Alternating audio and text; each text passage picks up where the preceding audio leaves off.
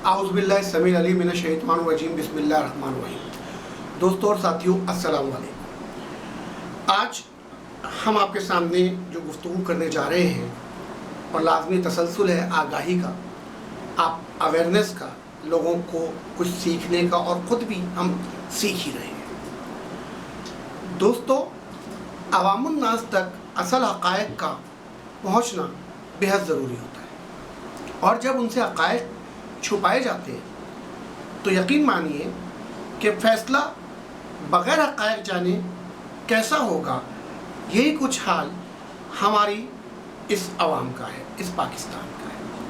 अशराफिया जो इस 5% है, सिर्फ 5%, और इस 95% लोगों पर हुक्मरानी करती है।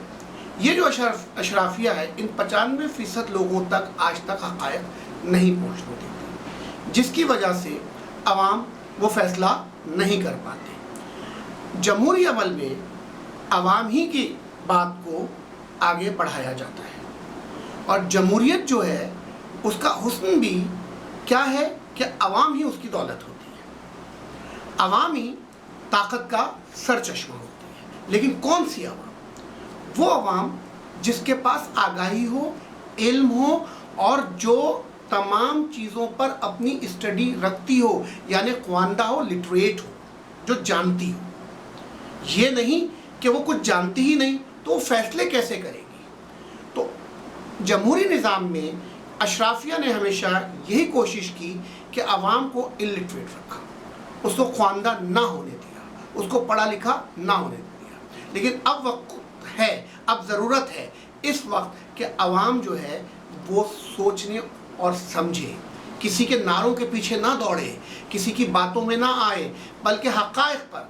ये नहीं कि उसकी शख्सियत अच्छी लगती है, नहीं, उसकी शख्सियत नहीं, उसके फ़ैसले, उसके मामूलात, उनको देखिए, उसके किरदार को देखिए कि वो किरदार इज्तिमाइयत के लिए फ़ायदेमंद है या नहीं है। अब जैसे कि आगे अभी आज जो खबर मिली उसमें वफाकी हुकूमत ने, यानी प्राइम मिनिस्टर ऑफ पाकिस्तान ने यह ऐलान किया कि लॉकडाउन जो है वो 30 तारीख तक जारी रहेगा, और साथ ही उन्होंने कंस्ट्रक्शन इंडस्ट्री और उससे वाबस्ता इंडस्ट्रीज़ को ओपन करने का भी ऐलान किया कि वहाँ पे काम हो सकता है। सिंध गवर्नमेंट, जिसको कुछ अरसे से तनकीद का निशाना भी बनाया जा रहा था मुख्तलिफ हलकों की तरफ से कि वो लॉकडाउन को खोले, बलाके सिंध गवर्नमेंट ने ये फ़ैसला किया कि जो प्राइम मिनिस्टर ऑफ पाकिस्तान फ़ैसला करेंगे उस फैसले को फॉलो किया जाएगा। तो ऐसी क्या वजूहात हुई?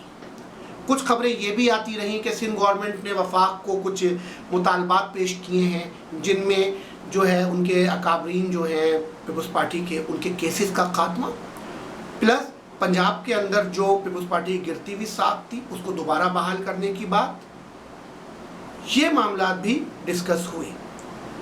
तो इसके पीछे क्या हक़ाइक़ थे कि आज सिंध गवर्नमेंट ने वफाकी हुकूमत पे कहा और वफाकी हुकूमत ने सेम उसी तरह का फ़ैसला दिया, जबकि सूरत हाल ये है कि वबा से मरीज़ों की तादाद में इजाफ़ा हो रहा है, और ये बातें तक गर्दिश करती रहीं कि मुख्तलिफ यूसीज़ को सील किया जा रहा है, और कच्ची आबादी में ख़ास तौर पर ये वबा से लोग जो हैं शिकार हो रहे हैं। तो लिहाजा सिंध गवर्नमेंट ने जब ये बातें की और आज ये बात सामने आई कि जनाब आप इसको बंद कर दीजिए और 30 तारीख तक, और कंस्ट्रक्शन का शोबा ऑन कर दीजिए।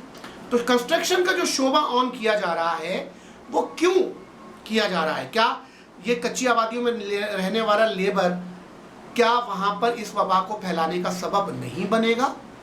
ये बहुत सारे क्वेश्चंस हैं, बहुत सारे क्वेश्चन। दूसरी बात जो मैं इस वीडियो में करता हुआ आगे बढ़ूं कि कराची शहर जो कि बहुत ज़्यादा मुश्किलात का शिकार रहा पिछले कुछ सालों से और कुछ अरसे से, जहां की रोशनियां मांद पड़ गईं, क्यों कि एक इस्तेसाली तबका उसका मुस्तकिल इस्तेसाल करता रहा। आज कराची के अंदर भी एहसास प्रोग्राम के तहत जिन 6 यूसीज़ को नॉमिनेट किया गया है, उन 6 यूसीज़ में कराची की सबसे बड़ी आबादी उर्दू बोलने वाली वो बहुत कम तादाद में रहती है। क्या तमाम उर्दू बोलने वाले अमीर हो गए हैं?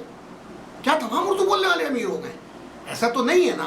तो आपको इस इस्तेसाल को ख़त्म करना होगा। कराची को इस वक्त बड़े मंसूबों की ज़रूरत है, जैसे K4, S3, सर्कुलर रेलवे और हाउसिंग स्कीमें। इस पर हम एक दीगर वीडियोस के अंदर इन तमाम मौज़ूआत पर बात करेंगे और हुकूमत को अपनी आरा से आगाह भी करेंगे। अब हम आते हैं असल बात की तरफ कि ये जो तमाम चीज़ें हो रही हैं, कंस्ट्रक्शन का शोबा ओपन किया जा रहा है, ऐसे कौन से इन्वेस्टर्स हैं, ऐसे कौन से बिल्डर्स हैं जिनसे हुकूमत ते वक्त परेशान है, या कंस्ट्रक्शन की शोबे की आड़ में कोई और चीज़ें नस्ब की जाने वाली हैं। ये वो क्वेश्चन मार्क्स हैं जिसके बारे में आवाम का जानना बहुत ज़रूरी है, आवाम को इसकी आगाही होना बहुत ज़रूरी है। देखिए, इस वक्त जो ख़ानदान इस्तेसाली और इस्तेमारी ख़ानदान है, जो इस वक्त आवाम का के साथ, इस दुनिया के इंसानों के साथ जो खेल और साजिश खेलने जा रहे हैं, तो यकीन मानिए थर्ड वर्ल्ड के जो लोग हैं, उनके हुक्मरान जो हैं, वो भी, उन मुल्कों के हुक्मरान भी उनकी ग़ुलामी के तौक़ से नहीं बच पाएंगे। हम तरक्की पजीर ममालिक हैं, हम तरक्की याफ्ता नहीं हैं, हमें तरक्की याफ्ता बनना होगा। मैं थोड़ा सा पीछे की तरफ जाऊंगा। 1818 में एक शख्स इस दुनिया में पैदा हुआ जिसे लोगों ने कार्ल मार्क्स के नाम से जाना। ये शख्स एक इकोनॉमिस्ट और एक बड़ा फिलोसोफर था। इसका डेथ जो है वो 1800 मेरा ख्याल 1883 में, यानी 1883 में हुई।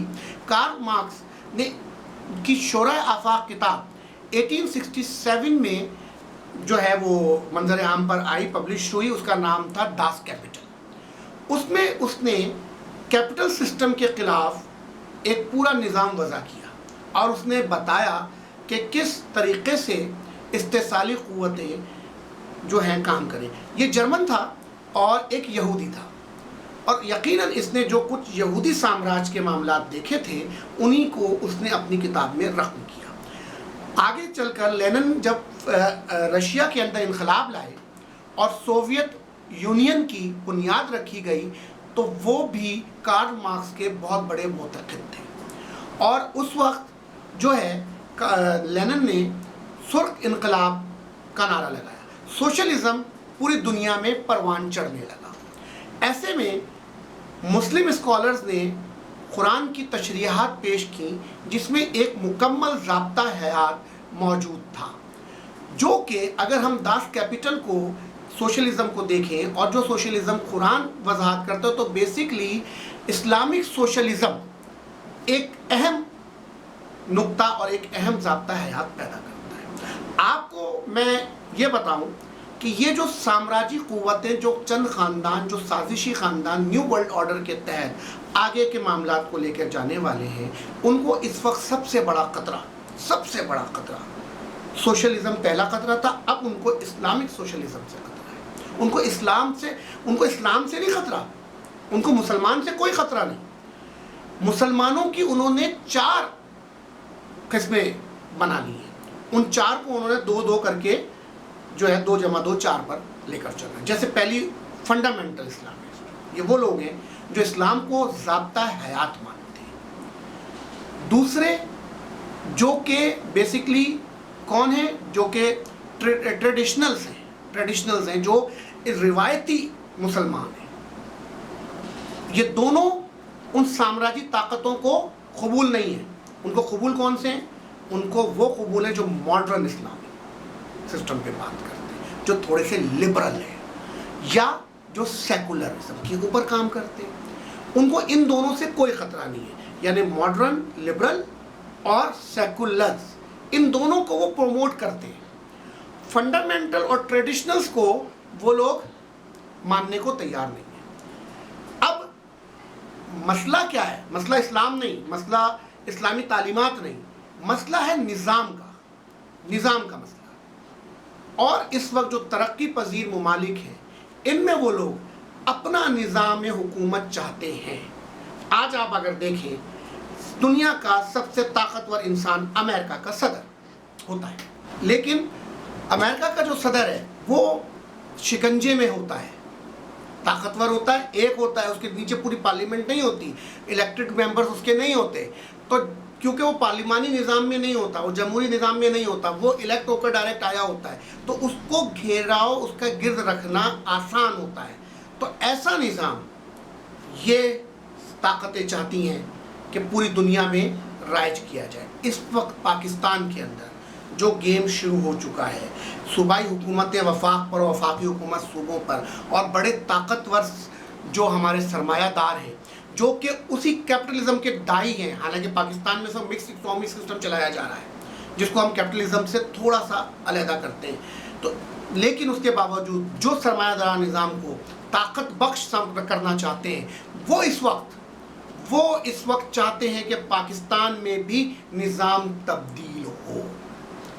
और पाकिस्तान का जो निज़ाम अगर सदारती निज़ाम नाफिज हुआ तो यकीन मानिए अवाम और इसके हुक्मरान दोनों उनकी ग़ुलामी की जंजीरों में बंध जाएंगे। मैं आपको ये बताऊं कि ये जो निज़ाम में जमहूरी निज़ाम, पार्लिमानी निज़ाम जैसा हमारे मुल्क में इस वक्त राइज है, इनको ये बहुत नुकसान पहुंचा रहा है, इनको ये बहुत ख़तरा दे रहा है। क्यों? इसलिए आपको याद होगा 1973 में जब जमहूरी निज़ाम सही मानों में परवान चढ़ा, उस वक्त खादियानी फितने को गैर मुस्लिम करार दिया गया इस जमहूरी निज़ाम के तहत। क्यों? कि जुल्फ़िकार अली भुट्टो के साथ, उस वक्त के प्राइम मिनिस्टर के साथ तमाम की तमाम जो है पार्लियामेंट मौजूद थी, पूरी पार्लियामेंट ने उनका साथ दिया, तो ये फितना अपने कैफरे किरदार को पहुंचा। उससे पहले आप चले जाएं तो क्या रहा, हमारे मुल्क पे हम ज़्यादा अरसा अयूब की हुकूमत रही, एक सदर की हुकूमत रही, सदारती निज़ाम नाफिज रहा। तो उस सदारती निज़ाम में हमने कितनी मुश्किलात, यानी IMF और वर्ल्ड बैंक आप अगर गौर करें तो उसी दौर में पाकिस्तान में दाखिल हुए, और जब जब ये सदारती निज़ाम आया, एक शख्स के हाथ में हुकूमत गई, हमने हमेशा मुश्किलात सही। इसलिए पार्लिमानी जमहूरी निज़ाम का होना इस मुल्क के लिए ज़रूरी है, लेकिन हमें अपने कानून पर अमल करना होगा, उस पर अमल करवाना होगा। हमारे पास पूरा कानून मौजूद है, और जो हम आज के हालात के तहत कानून साजी करना चाहते हैं उसको पार्लियामेंट के तहत किया जाए, और पार्लियामेंट में हर एक तबका मकातिब फ़िक्र को, हर एक को नुमाइंदगी हासिल होनी चाहिए। तो कानून वज़ा हो, और ये जमहूरी पार्लिमानी निज़ाम ही इस मुल्क की बका है, हमारी बका है। तो लिहाजा आवाम के लिए काम कीजिए, आवाम की फलाह व बहबूद के लिए काम कीजिए। निज़ाम की जो तब्दीली है ये हमें नुकसान पहुँचाएगी और हम अपने आप को ग़ुलामी में दे देंगे। तो लिहाजा हमें सोचना होगा, समझना होगा। इस वक्त हुकूमतें आवाम की फलाह के बारे में सोचें, जब हुकूमतें आवाम की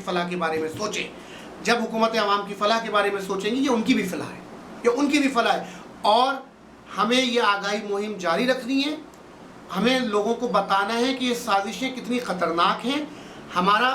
हम जो इस्लाम को ज़ाब्ता हयात समझते हैं, इनके लिए हम ख़तरा बन गए। हमारी मसाजिद को बंद कर दिया गया है, इन मसाजिद को खोलना होगा। हमें दर्स के मैदान सजाने होंगे, हमें लोगों को दर्स से तबलीग देनी होगी, हमें कुरान से राब्ता जोड़ना होगा। जब हम ये सब कुछ करेंगे तो इंशाअल्लाह ताला हमें कामयाबियां हासिल होंगी। आज हमें जो है लपेट दिया गया मुख्तलिफ मल्टीनेशनल कंपनीज़ के चुंगल में, हम उसमें बुरी तरह फंस गए, हम उससे नहीं निकलने को तैयार हैं। यकीन मानिए इन कंपनीज़ ने हमारी सेहत को भी निशाना बनाया है। अगर हम नेचुरल फूड्स इस्तेमाल करते तो यकीनन हमारी सेहत कुछ और होती, लेकिन हम चले गए मसाला जात की तरफ, हम चले गए ईजी काम की तरफ। तो जब हम आसानियाँ चाहेंगे तो हमारी सेहत भी दांव पर लगेगी। ये वो वक्त था, ये वो मामलात हैं जिसकी अवेयरनेस, जिसकी काउंसलिंग होना बहुत ज़रूरी है। इंशाल्लाह कल की वीडियो में मैं counselling system UC grass roots levels पर और पाकिस्तान को किस तरीके से हम डेवलप कर सकते हैं इस पर बात करूँगा। शुक्रिया। पाकिस्तान जिंदाबाद।